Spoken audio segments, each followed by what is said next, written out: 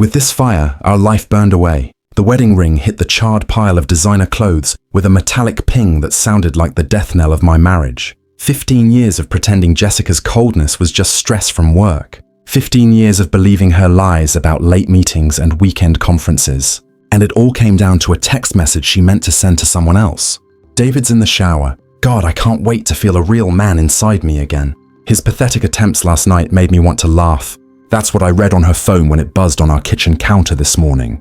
The message was meant for someone named Mark and her contacts. Mark Newton, her boss at Hartwell Industries.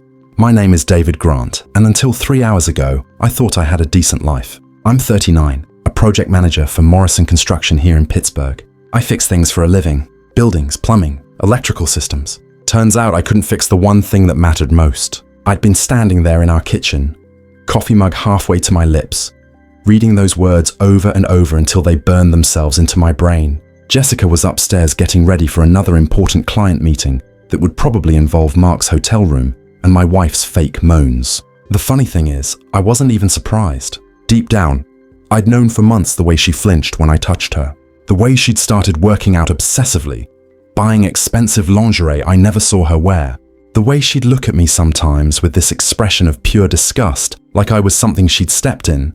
But knowing and having proof are different animals entirely. I'd taken her phone and scrolled through weeks of messages, months actually. The affair had been going on since last Christmas, while I was working double shifts to pay for her BMW and her weekly spa treatments. She was texting Mark about how much better he was than me in every possible way. David thinks he's so smart with his little construction projects. But Mark, you built an empire. David's hands are always dirty, but yours are so clean and strong. I fake it every time with David. With you, I don't have to pretend anything. Mark, when can we stop hiding? I'm so tired of pretending to love him. Each message was like a knife twist, but I kept reading. Call it masochism, call it thoroughness. Either way, I needed to know exactly how deep this betrayal went. The worst part wasn't even the affair itself. It was how they talked about me. Like I was some kind of joke.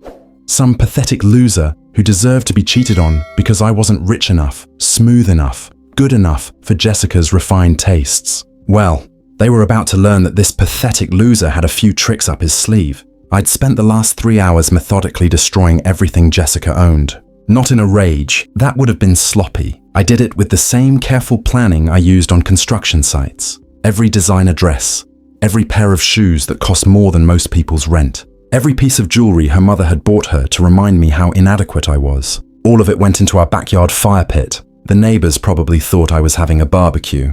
If only they knew I was cremating my marriage. Jessica's car pulled into our driveway just as I dropped the wedding ring onto the ashes. Perfect timing. Through the kitchen window, I watched her check her makeup in the rearview mirror, probably getting ready to lie to my face about where she'd been. She walked through the front door with that fake smile she'd perfected over the years. Hi, honey. How was your day? I was sitting at our kitchen table, her phone in front of me, screen still showing her conversation with Mark. Interesting question, Jess. How was yours? She glanced at the phone and her face went white. For a second, I almost felt sorry for her. Almost. David, I can explain. Can you? Because I've been reading your explanations for the past 3 hours, and they're pretty detailed, especially the parts about my performance in bed and how much you hate touching me. She tried to grab the phone, but I pulled it back. Oh no, we're not done yet. I particularly enjoyed the message, where you and Mark discussed how stupid I am for not figuring this out sooner. Though I have to admit, you're both right about that one. Jessica's fake composure cracked completely. You had no right to go through my phone. I had no right. I laughed, and it sounded bitter even to me. Jess, you've been screwing your boss for 8 months and telling him details about our love life, but I'm the one who crossed the line. She tried a different approach, tears forming in her eyes. David, please, it's not what you think. Mark and I were just what? Just having an emotional affair that turned physical. Just exploring your options. Just waiting for the right time to tell me what a disappointment I am. I stood up and she actually took a step back. Good. She should be afraid. Where are my clothes? She asked suddenly, looking around like she just realized something was missing. Funny you should ask. I gestured toward the backyard. Take a look. She ran to the sliding door and stared at the smoldering pile of ash and fabric. The sound she made was somewhere between a gasp and a scream. You burned everything, David. Those clothes were worth thousands of dollars. Were being the key phrase. Now they're worth about as much as our marriage. I walked past her toward the front door. By the way, I left something special on top of the pile. You might want to dig around for it. Where are you going? I paused at the door away from you. I'll be in touch through my lawyer. David, wait. We can work this out. We can go to counseling. We can what, Jessica? We can work on our communication. We can rebuild trust. I turned back to face her one last time. Here's some communication for you. I know about Mark. I know about the hotel rooms. I know about every lie you've told me for the past 8 months. And here's what you can trust. I'm done being your pathetic husband who doesn't know any better. I walked out and got in my truck, leaving her standing in our doorway. In the rearview mirror, I could see her running toward the backyard, probably hoping to salvage something from the ashes. She wouldn't find much. I'd been very thorough. My phone buzzed with a text from Jessica. David, please come home. We need to talk about this like adults. I texted back. Adults don't cheat on their spouses for 8 months. Adults don't mock their partners to their lovers. Adults don't lie every single day for the better part of a year. But you're right about one thing. We do need to talk. You'll be hearing from me soon. I drove to my brother Eddie's apartment across town. Eddie was 2 years younger than me, worked as a mechanic, and had never liked Jessica. He tried to warn me about her more than once, but I'd been too stubborn to listen. Well, Eddie said when he opened the door and saw my face. Let me guess, you finally figured out what the rest of us already knew. Can I crash here for a few days? Of course you can, but first, tell me you didn't just walk away with your tail between your legs. I grinned for the first time all day. Eddie, you know me better than that. Walking away was just the opening move. Eddie's apartment was a shrine to everything Jessica had tried to make me give up. Sports memorabilia covered every wall. Empty beer bottles served as decoration, and his couch had seen better decades. It was perfect. So what's the plan? Eddie asked, handing me a beer and settling into his recliner. Please tell me it involves making that witch pay for what she's done. Oh, it does. But first, I need to know exactly what I'm dealing with. I pulled out my laptop and started typing. Tell me what you know about Mark Newton. Eddie's eyes lit up. The guy she's been screwing, I know plenty. He's married to some rich doctor, lives in that fancy high-rise downtown, drives a Mercedes that costs more than we make in 2 years. What else? Word is he's done this before. Cheats on his wife regularly, but always with women who work for him. Keeps it quiet, keeps it professional. Guy's a predator, but a smart one. I spent the next hour researching Mark Newton online. LinkedIn showed me his professional history. Facebook gave me family photos with his wife, Lydia, and a little more digging revealed some interesting details about his personal life. Mark Newton was 45, married for 12 years, no kids. His wife Lydia was indeed a doctor, a successful cardiologist with her own practice. They lived in a penthouse apartment downtown and seemed to have the perfect life, at least on social media. But social media lies, just like cheating spouses. I need to meet this guy, I said. What? Like walk up and introduce yourself. Hi, I'm the husband you've been making a fool of for 8 months. Not exactly. I was already forming a plan. I need to understand what Jessica sees in him.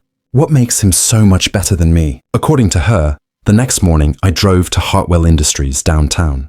It was one of those glass and steel monuments to corporate success. The kind of place where people like Jessica felt important and people like me were invisible. I parked across the street and waited. At 11:47 a.m., Mark Newton walked out of the building and I got my first look at my wife's lover. He was everything I wasn't. Tall, perfectly groomed, wearing a suit that probably cost more than my truck. Confident in that way that comes from never having to worry about money or job security. The kind of man Jessica had always wished she'd married instead of settling for me. I followed him to an upscale restaurant where he met 2 other businessmen for lunch. I couldn't get close enough to hear their conversation, but I could see him clearly through the window. The way he gestured when he talked, the way he smiled at the waitress, the way he checked his phone constantly, probably texting my wife. This was my enemy. This was the man who had stolen my life and convinced my wife that I wasn't worth staying faithful to. But as I watched him, I realized something important. Mark Newton had weaknesses just like everyone else. He was arrogant, careless with his phone, and clearly used to getting away with things because of his money and position.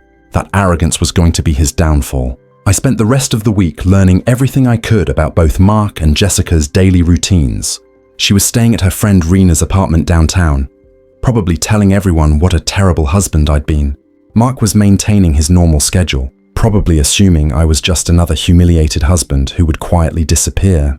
They were both wrong. On Friday evening, I got the break I'd been waiting for. I was sitting in a coffee shop near Hartwell Industries when I saw Mark's wife, Lydia, walk in alone. She looked tired, stressed, and kept checking her phone with increasing frustration. I approached her table. "Excuse me, are you Dr. Lydia Newton?" She looked up, surprised. "Yes. Do I know you?" "Not yet. My name is David Grant. I think we have something in common." "I'm sorry, I don't understand." I sat down across from her without being invited. "Our spouses are having an affair." The color drained from her face, but she didn't deny it. She didn't look shocked either. She looked tired, like this was a conversation she'd been dreading but expecting. "How long have you known?" she asked quietly. "About a week." "How long have you known?" "Months, maybe longer." She rubbed her temples. "Mark thinks he's so careful, but he's not. The late meetings, the weekend conferences that don't exist, the way he smiles at his phone. I'm not stupid. Why haven't you confronted him?" She laughed bitterly. "Because I'm a coward. Because it's easier to pretend everything's fine than to blow up my life. Because I kept hoping it would just end on its own like the others." "The others? This isn't Mark's first affair. It's just the longest one." She looked at me with something like pity. "Your wife isn't special to him, you know. She's just the latest in a long line of women who think they can change him." That should have made me feel better, but it didn't. It just made me angrier. "What are you going to do?" Lydia asked. "I'm going to make them both pay for what they've done. The question is, do you want to help me?" She stared at me for a long moment. "What did you have in mind?" "I want to give them a taste of their own medicine. I want them to know what it feels like to be betrayed, humiliated, and discarded. I want them to lose everything they think makes them better than us." "And how exactly do we do that?" I smiled. "Leave that to me, but I'm going to need your help with a few things." Lydia and Newton looked at me with something I hadn't seen in a woman's eyes for a long time. Respect. "Tell me what you need." Lydia and I met the next evening at a quiet bar outside the city. She'd spent the day thinking about my proposal, and I could see the decision in her eyes before she even sat down. "I'm in," she said simply. "But I have conditions. Name them. Nothing illegal. Nothing that could hurt my medical practice. And when this is over, I want a clean divorce with half of everything Mark owns." Fair enough. What I have in mind won't break any laws, but it will break their spirits. I outlined my plan over the next hour. Lydia listened carefully, occasionally asking questions or suggesting modifications. She was smarter than I'd expected, and more ruthless than her refined exterior suggested. "You really think this will work?" she asked when I finished. "I think Mark and Jessica have been playing games with people's lives for too long. It's time someone played back." The first phase of my plan required getting close to Jessica's social circle. She'd always been obsessed with maintaining her image among her friends, and I knew that hitting her reputation would hurt more than any financial loss. Jessica's closest friend was Rena Caldwell, a gossipy real estate agent who lived for drama as long as she wasn't the target. Rena had never liked me much, but she'd always been polite to my face while probably talking behind my back. I called Rena on Sunday afternoon. "David, is that you? Jessica told me you two were having some problems." Problems is one way to put it. "Listen, Rena, I know this is awkward, but I need to ask you something. Did you know about Jessica and Mark?" There was a long pause. "David, I don't think I should get involved in..." "So you did know?" Another pause. "I suspected something, but Jessica never told me directly." "How long have you suspected?" "A few months, maybe. She started talking about Mark a lot, and she seemed different. Happier, I guess. I thought maybe things were getting better between you two, because she was getting what she needed somewhere else." "David, I'm really sorry. If I had known for sure, I would have said something." She was lying, but I let it slide. "Rena, I need a favor. I know Jessica is staying with you, and I know she's probably painting me as the villain in all this. But I want you to know the truth about what's been happening." I spent the next 20 minutes telling Rena selected details about Jessica's affair, carefully choosing facts that would make the best gossip. How long it had been going on, some of the cruel things Jessica had said about me, and most importantly, how Jessica had been lying to all her friends about her marriage. "She told everyone that you were the problem," Rena said quietly. "She said you'd become cold and distant, that you didn't appreciate her anymore." "Did she mention that she was screwing her boss while I was working overtime to pay for her lifestyle?" "No, she definitely left that part out." I figured, "Listen, Rena, I'm not asking you to take sides. I just want people to know the truth before Jessica rewrites history completely." After I hung up, I knew Rena would be on the phone within minutes, spreading the real story to everyone in Jessica's social circle. By tomorrow, the narrative would be completely different. Phase 2 required Lydia's help. Mark kept his personal laptop at home, and Lydia had access to it. More importantly, she had access to his email accounts and social media profiles. "Are you sure about this?" Lydia asked when we met at her penthouse Tuesday evening. Mark was at another late meeting, probably with Jessica. "I'm sure. We're not stealing anything or breaking into accounts that aren't his. We're just documenting what's already there." Lydia led me to Mark's home office. a shrine to his own success with awards and photos covering every surface. His laptop was password protected, but Lydia knew the password, her birthday, even his infidelity was arrogant. What we found was better than I'd hoped. Mark had been careless with his digital footprint, keeping emails and photos from multiple affairs over the years. There were hotel receipts, restaurant bills, and most damning of all, a folder of photos and videos from his encounters with various women, including several recent ones with Jessica. "Jesus," Lydia whispered, looking at photos of her husband with my wife. He kept trophies. Men like Mark always do. They can't resist documenting their conquests. I copied everything to a flash drive while Lydia watched the door. The evidence was overwhelming, not just of Mark's affair with Jessica, but of a pattern of predatory behavior going back years. "What are you going to do with all this?" Lydia asked. "I'm going to give Mark and Jessica a choice. They can end their affair quietly and face the consequences of their actions, or I can make this evidence public and destroy both their careers. You think they'll choose quietly? I think they're both too arrogant to believe I'll actually follow through. And when they call my bluff, I'll show them just how wrong they are." The next morning, I sent identical emails to both Mark and Jessica from an anonymous account. "I know about your affair. I have evidence, photos, emails, hotel receipts, and much more. You have 48 hours to end your relationship and confess to your respective spouses, or this evidence becomes public. This is your only warning." I attached one photo to each email. Nothing explicit, just Mark and Jessica kissing in a hotel lobby.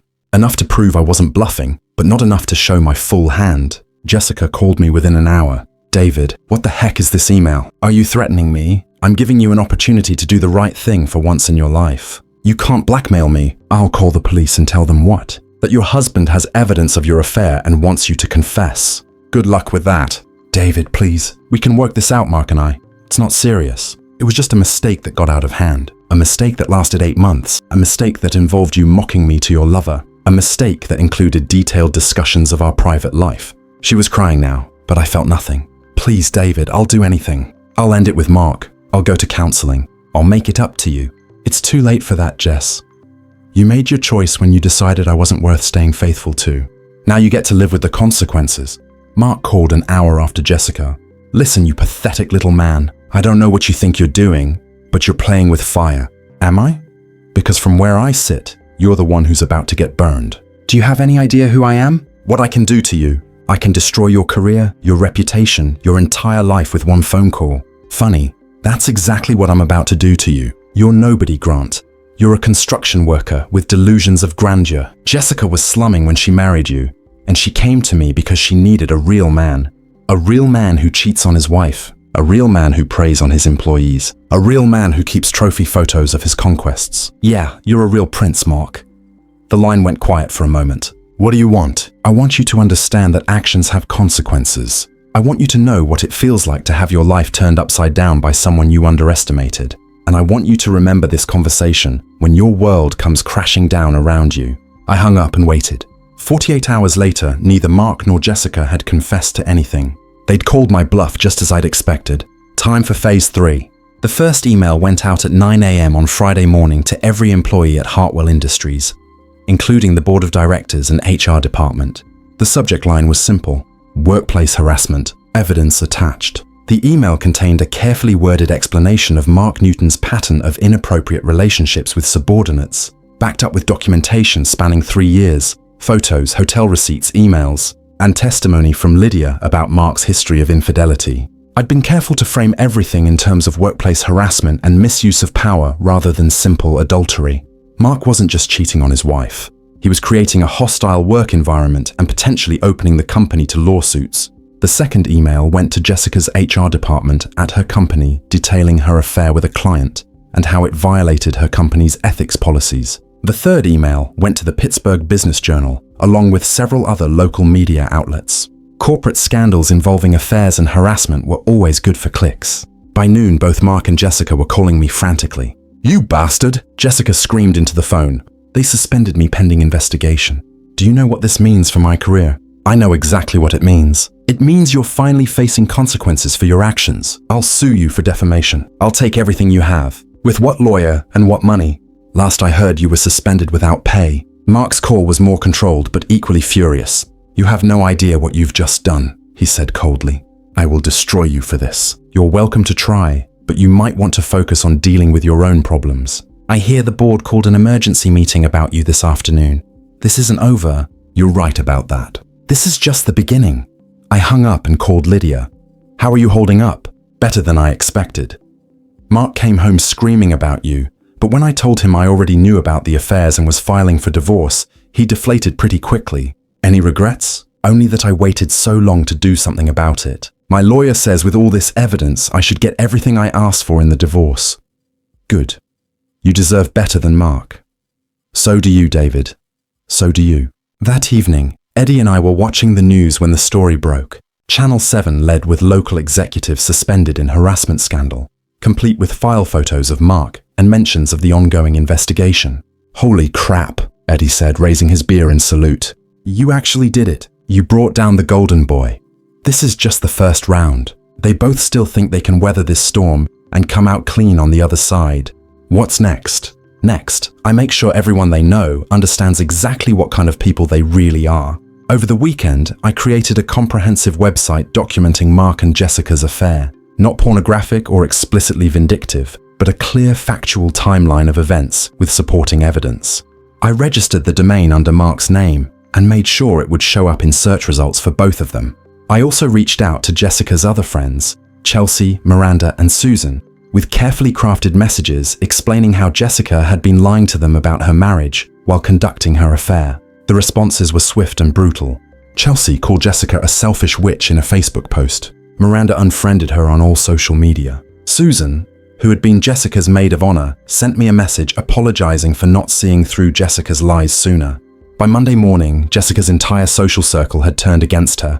The women who had once envied her perfect life were now gossiping about her downfall with the same enthusiasm they'd once reserved for other people's scandals. Jessica showed up at Eddie's apartment Tuesday evening, looking like she hadn't slept in days. David, please, you have to stop this. I lost my job. All my friends hate me, and I can't even show my face in public without people staring. Funny how that works, isn't it? Actions have consequences. I know I hurt you, and I'm sorry. I'm truly deeply sorry, but this has gone too far. You're destroying my entire life. The way you destroyed our marriage, it's not the same thing, isn't it? You lied to me every day for 8 months. You mocked me to your lover. You made me feel like I was crazy for suspecting what was happening right in front of my face. You destroyed my ability to trust anyone ever again. But somehow, what I'm doing is worse. She was crying harder now. David, I know I made mistakes. Mistakes? Jessica, you didn't accidentally fall into bed with your boss. You didn't mistakenly send him photos of yourself. You didn't accidentally spend months planning a life with him while lying to my face every single day. Those weren't mistakes. Those were choices. What do you want from me? What will it take for you to stop this? I want you to understand what you did to me. I want you to know what it feels like to have your life destroyed by someone you trusted. I want you to experience the humiliation and betrayal that you put me through. And then what? After you've destroyed everything I've worked for, after you've made sure I can never rebuild my life, then what? Will that make you feel better? I looked at this woman I'd once loved, this person I'd built my entire adult life around and felt nothing but contempt. I don't know, Jessica. Why don't we find out? She left without another word. I never saw her again, but I wasn't done with Mark Newton. Not by a long shot. Mark Newton had always believed that money and power could solve any problem. He was about to learn how wrong he was. The private investigator I hired found exactly what I'd hoped for. Mark had been using company funds to pay for his affairs.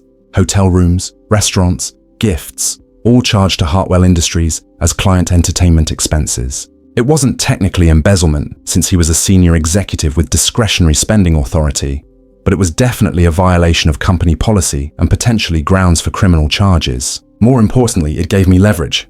I arranged to meet Mark at his office on Thursday afternoon. He agreed, probably thinking he could intimidate me or buy me off. Men like Mark never learned. Hartwell Industries' executive floor was all marble and mahogany, designed to impress visitors with the company's success and stability. Mark's corner office had floor-to-ceiling windows overlooking the city, a view that probably cost more per month than I made in a year. Mark was sitting behind his desk when his secretary showed me in.